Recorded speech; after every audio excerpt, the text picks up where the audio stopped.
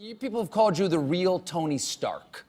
Okay, you've got your finger in so many different advanced technologies. As I said, space, Tesla, now you've got Solar City and the solar pack that people put in their houses. Are you sincerely trying to save the world? Well, I'm trying to do good things, yeah. I mean, saving the world is not I mean... But you're trying to do good things and you're a billionaire.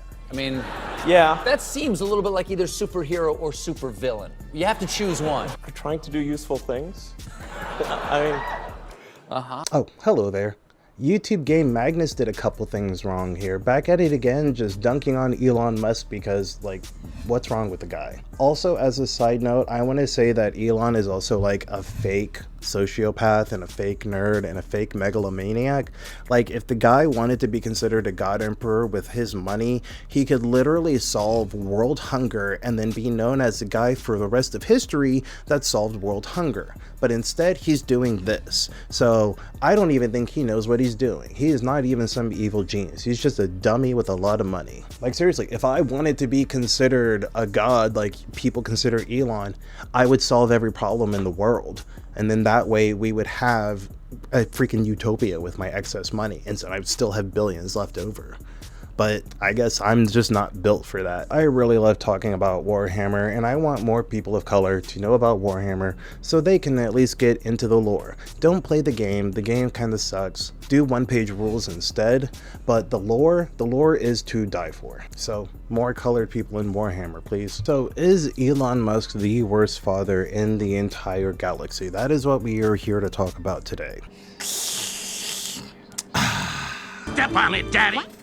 What brought about this totally awesome yet unhinged video idea? Well, it's because I'm a millennial parent and I have my own millennial brain rot. And also I have 4 awesome kids that I raise, so I get to watch my kids casually dismantle the heroes of tech bros everywhere. Like my kid, who doesn't know every little thing about Elon Musk, asked if he was a superhero or a supervillain.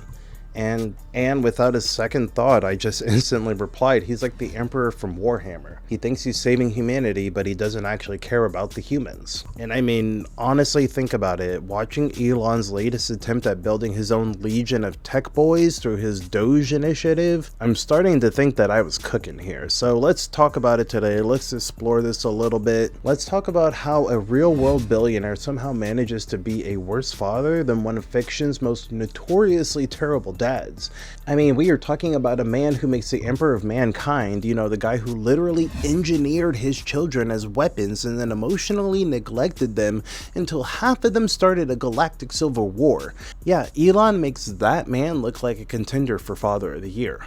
So for those of you who are unfamiliar with Warhammer 40,000 or Warhammer 40k, first off, how dare you? Second off, imagine a universe so grim-dark it makes Game of Thrones look like Bluey. Humanity is ruled by the Imperium of Man, a galaxy-spanning fascist theocracy that was built around the worship of the Emperor, a godlike being who tried to save humanity by creating 20 superhuman sons, calling them Primarchs.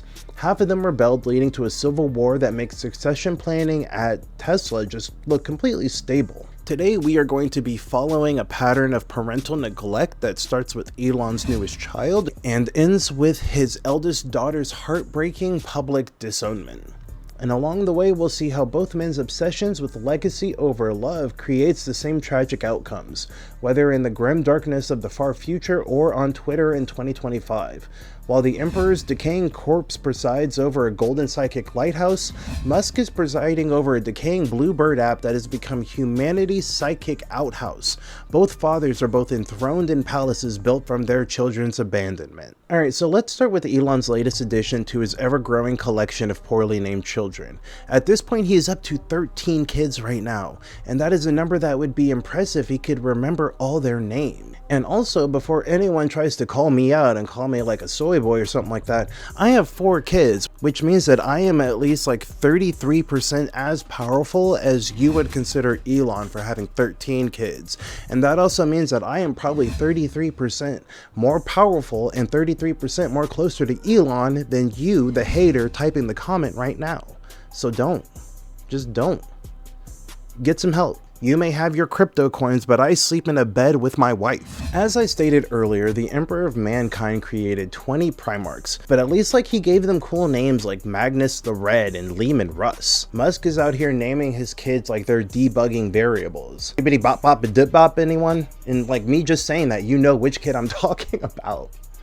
And speaking of names, let's talk about the fascinating disconnect between Elon's public persona as Superdad and the private reality that's been revealed in court documents. He loves to portray himself as this hands-on father that is building a better future for his children and humanity as a whole. But when asked to name those children during a 2024 interview, he just kind of stumbled around like a space marine trying to navigate a very small hallway. How's XXA12? Sorry? How's XXA12? Oh, you mean my kid? Yeah. That sounds like a password.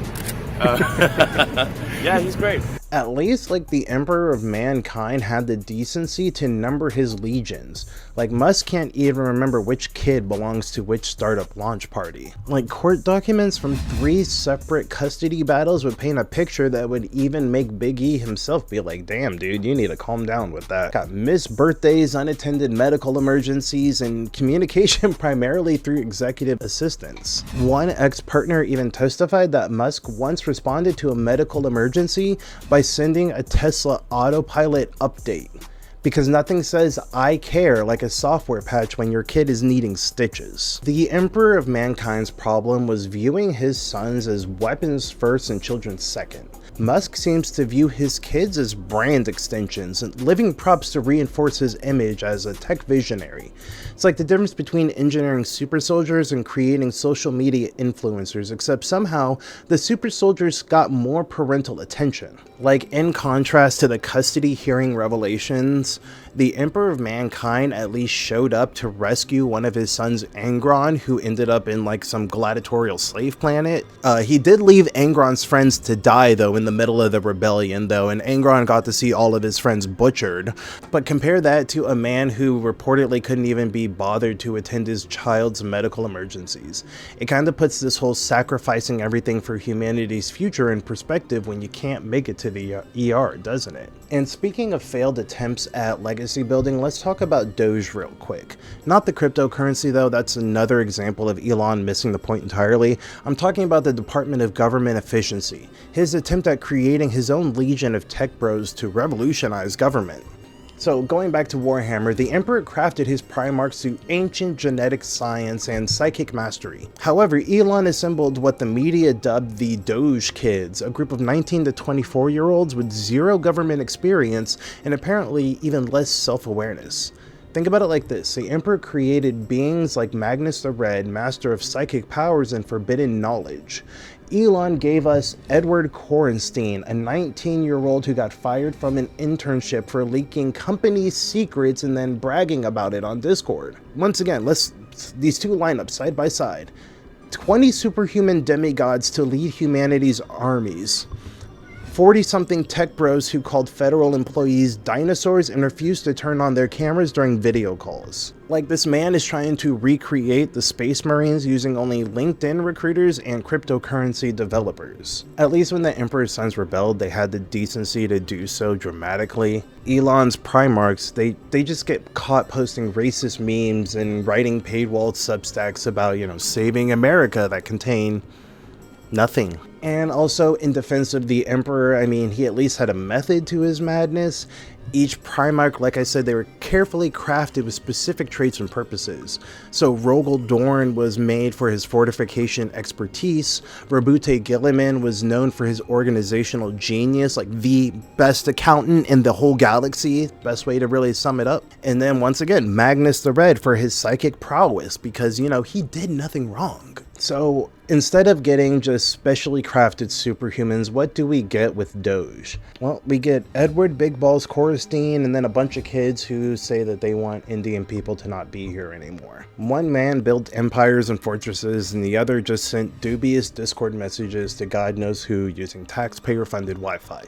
Cool. The Emperor actually trained his sons. Sure, it was mostly in warfare and conquest, but at least they learned something. Doge members' primary qualifications appear to be watching YouTube videos about the blockchain and writing Medium articles about how AI will replace democracy. It's like watching somebody try to recreate the Thunder Warriors using only TikTok influencers and failed Coinbase employees. But here's the real kicker. In the Imperium of Man, a dying empire was held together by duct tape and prayer and daily human sacrifices, and somehow it's running more efficiently than any of Elon's recent acquisitions.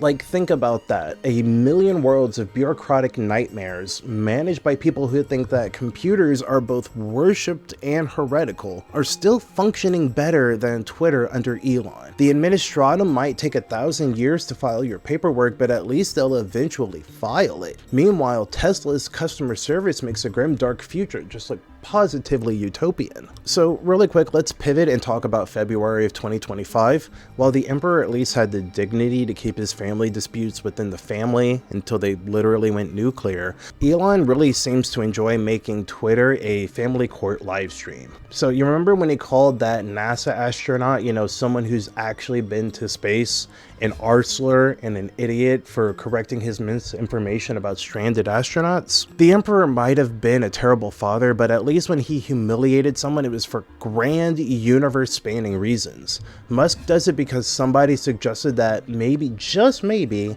the guy who's actually been in orbit knows more about space than the guy who posts rocket memes. The Emperor played his favorites with his sons, that's no secret. He made Horus the War Master for his crusade, and he gave Gilliman an empire to build spreadsheets with. And he let Magnus study the forbidden arts, because he did nothing wrong. But here's the thing, even at his worst, the Emperor never used his children as human shields while out in public. But he didn't hide behind them after, Italian plumbers started coming out of the woodwork and taking out Primarchs. And I mean, this is where the parallel becomes particularly grim. The Emperor's sons ended up turning to chaos because they felt betrayed by their father's grand vision and lies. Musk's children watch their father turn to chaos because somebody ratioed him on Twitter. At least when Angron went berserk, it was because of the butcher's nails implanted into his brain, not because somebody fact-checked his tweet about submarine rescue operations. And even the Emperor's favoritism had logic to it. Horus got the top job because he was actually good at it. Perturabo got the tough sieges because he could handle them. Meanwhile, Musk's attention seems to flow toward whatever child is most useful for his current PR crisis. It's like watching somebody play favorites, but the favorite changes based on whichever kid has the most Twitter-friendly accomplishments that week. In Warhammer, there is a Primarch that is named Lorgar. He desperately sought his father's attention, approval, and validation through trying to turn him into a religious figure. Literally the one thing that the Emperor of Mankind didn't want. And how did the Emperor respond to this? Well, he beat the living crap out of Lorgar and then destroyed his greatest achievement. And basically did all of that in front of Lorgar's legion. Now look at how Musk handles his children's achievements. When they don't align with his brand, they might as well not exist. But let's be clear, when Lorgar worshipped false gods, the Emperor sent Ultramarines to burn Monarchia. When Vivian worshipped the false god of self-actualization, Musk sent lawyers to burn bridges. Elon outsourced his parental tantrum to Grimes' Instagram account while live tweeting the Mars colony renderings he'd rather be parenting. And I mean, this brings us to an even darker parallel. The Emperor justified his emotional distance as necessary for humanity's future. And Musk uses the same excuse too, that he's too busy to save humanity with his companies to engage in actual parenting. And he's too busy having other people play his Path of Exile characters as well. But the thing is, the Emperor was literally fighting chaos gods and unifying the galaxy. What is Elon's excuse for missing parent-teacher conferences? Oh, I got to build a rocket. Yes, that's my Elon impression. Would you like a pony? I will buy you a pony if you don't tell anybody about this. And now we arrive at kind of the crushing climax of this narrative where both of the parallel lines cross. The moment when both fathers' neglect leads to devastating rebellion. For the Emperor, it was a Horus heresy when his favorite son turned against him and split the Imperium in civil war. And for Musk, it was the public disownment of his eldest daughter, Vivian. But here are where the paths diverge in telling ways.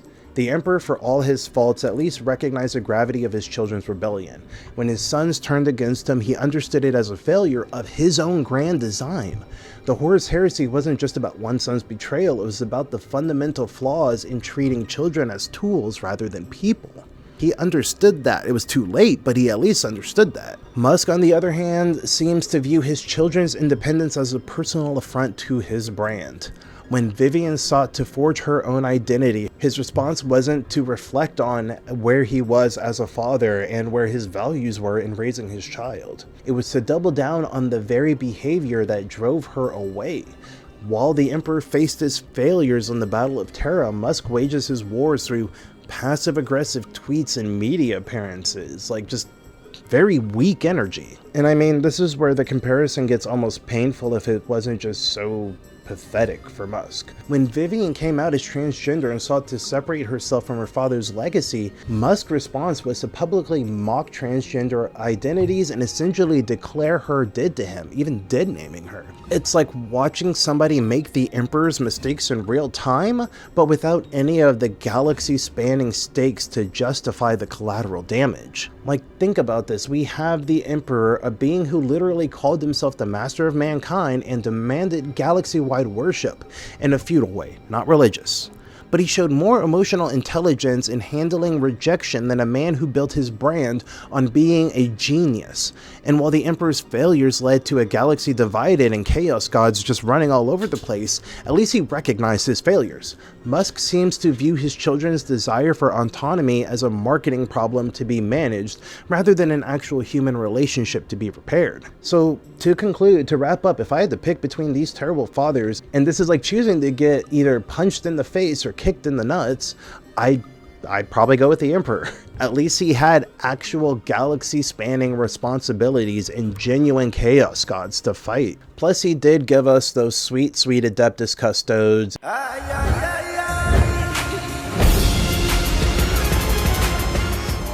And Elon Musk gave us, I mean, the Cybertruck. Oh my god. Well, maybe that was a little too hard. And crypto boys pretending to be government officials. And both men in their own ways left their children in suspended animation.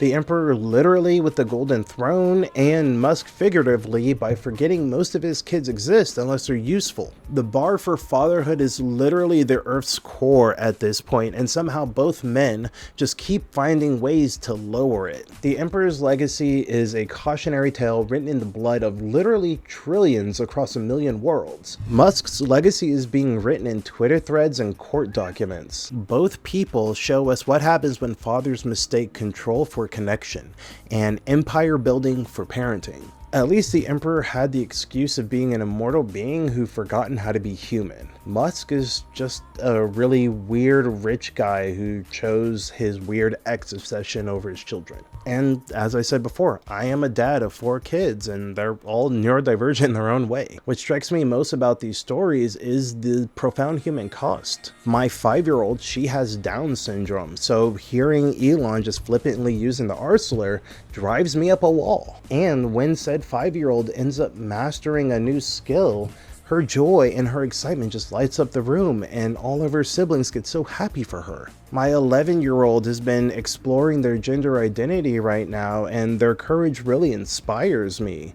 And I couldn't ever imagine disowning them for that. Like, I couldn't imagine a life without my kids in any capacity, no matter who they were. Like, these moments of genuine connection are what real legacy looks like, at least to me, in my opinion. Not body counts in the billions or follower counts in the millions. It is the ability to actually impart some sort of wisdom onto other people and have that wisdom just go down from generation to generation. That's how you actually make change in the world. So if you are ever having a conversation with your kids and they ask if Elon Musk is a hero or a villain, tell them that he's neither. He's a cautionary tale about what happens when men confuse building empires with building relationships. And in both our universe and in the grim darkness of the far future, that confusion does lead to tragic outcomes. Children who know their father's name but not his heart. Remember, whether you are raising the next generation of humanity or just trying to get through bath time without a meltdown, just presence matters more than power. It's a lesson both Elon and the Emperor learned too late, but don't let it be yours too. Because in the end, no amount of genetic engineering or Neuralink technology can replace simply just showing up for your kids. Alright, if you made it this far, then yeah, you are probably picking up what I'm putting down in regards to how bad of a dad Elon is. Like, this literally just started out as just kind of a joke thought in my head, and then I just did a little bit of digging, and here we are now. So, let me know what you think. Let me know if you're an Elon fan, you know, go ahead and make your hate for me known. The things that you love, give me, or I don't know, just, I'm tired. If you're a hater, go ahead and hate. I don't care. Your anger gives me strength. And yeah, let me know what you think. I love dunking on Elon because there's just so many stupid things about him that people don't know about, and I am more than happy to bring that to light. So if that sounds like your jam, if you want to learn about how big of an idiot Elon Musk is, like, subscribe, and share. And if you want me to talk more about Warhammer, then like and subscribe and share as well too. Okay, it is like 11 o'clock. I'm gonna upload these to my computer and then probably call it a night. So thank you again for your time. I really appreciate you being here, and I will see you in the next one. Peace.